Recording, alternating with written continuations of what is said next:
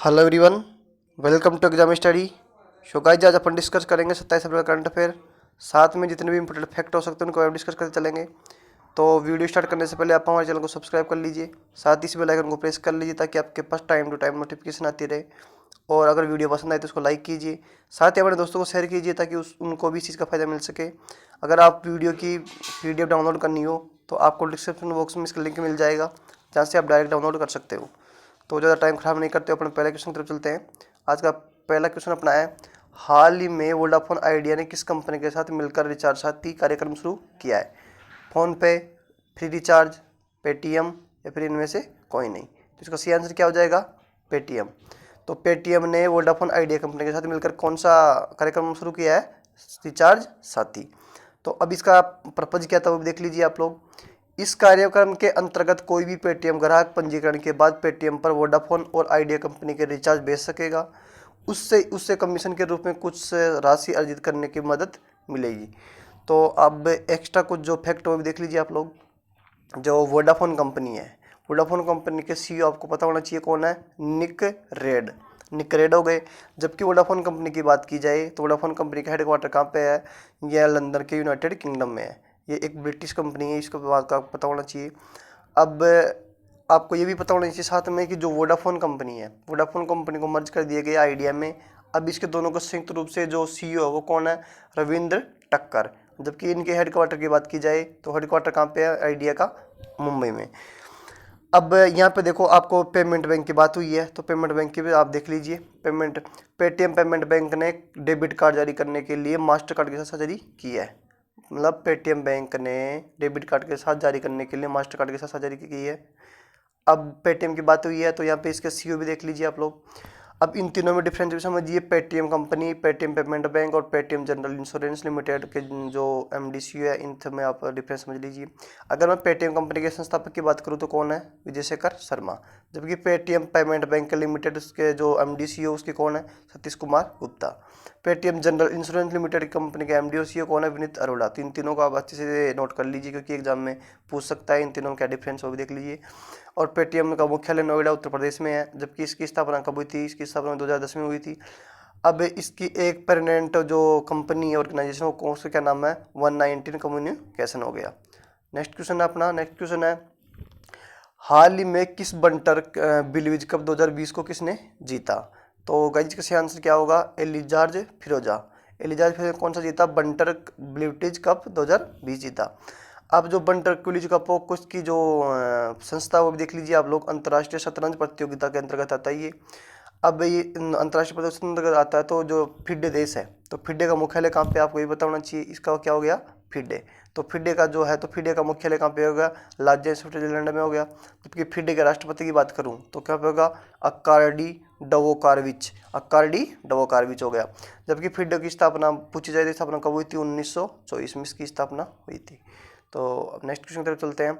अब यहाँ पे देखो, आप शतरंज की बात हुई है तो जो इंडिया में जो भी इंपॉर्टेंट खिलाड़ी शतरंज के वो देख लीजिए कौन कौन है।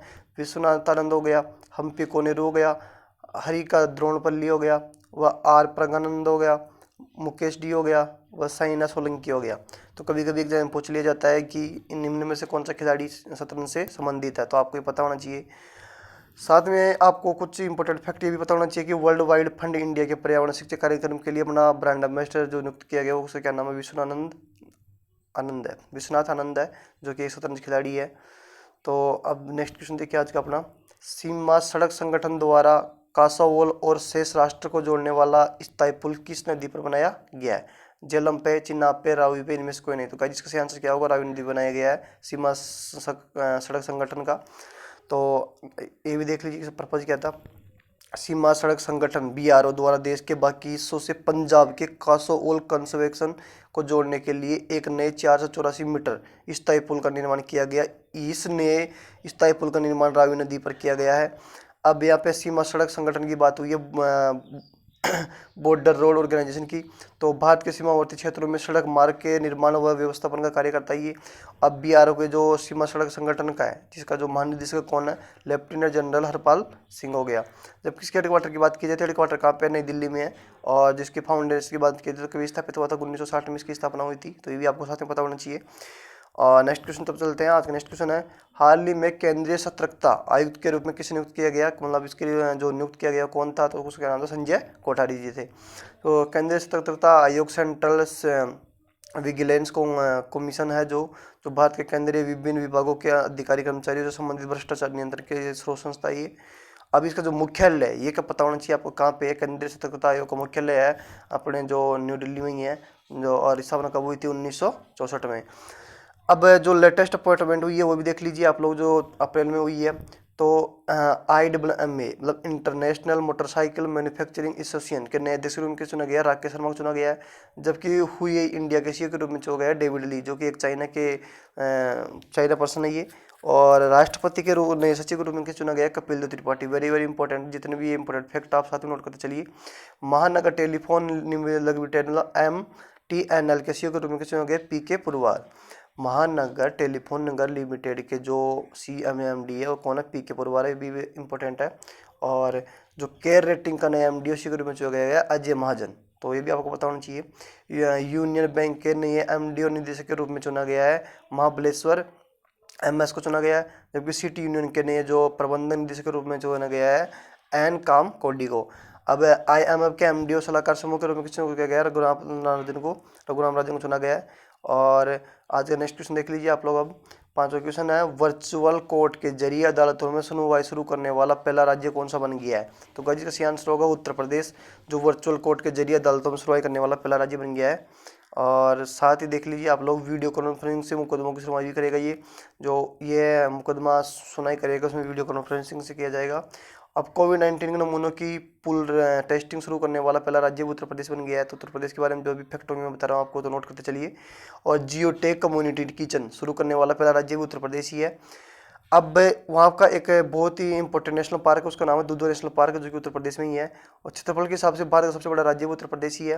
और उत्तर प्रदेश की बात हुई है तो वहाँ का राज्यपाल भी देख लीजिए कौन है, आनंदीबेन पटेल है। जबकि वहाँ के CM की बात की जाए तो योगी आदित्यनाथ जी है। जबकि राजधानी की बात करूँ, राजधानी लखनऊ है, जो कि गोमती नदी के किनारे है, तभी आपको पता होना चाहिए।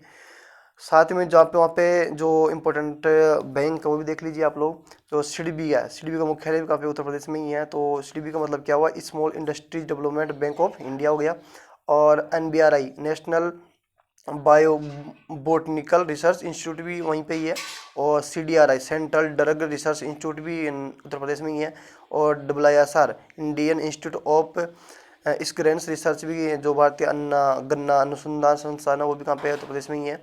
और Birbal science institute of palaeo science है, जो भी कहाँ पे है, ये भी उत्तर प्रदेश में ही है।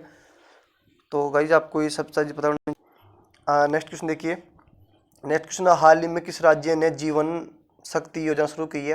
तो इसका सही आंसर क्या होगा, मध्य प्रदेश सरकार ने जीवन शक्ति योजना लॉन्च की है। तो ये भी आपको पता होना चाहिए। अब जीवन शक्ति योजना का जो लॉन्च किया गया है, इसका जो उद्देश्य क्या है वो भी देख लीजिए आप लोग। जीवन शक्ति योजना की शहरी क्षेत्रों में महिलाओं को घर पर उनके द्वारा बनाए गए प्रत्येक मास्क के लिए 11 रुपये दिए जाएंगे। जो सिटी में जो महिलाएं रहती हैं वो अगर मास्क बनाएगी तो उनको प्रत्येक मास्क के लिए 11 रुपये दिए जाएंगे।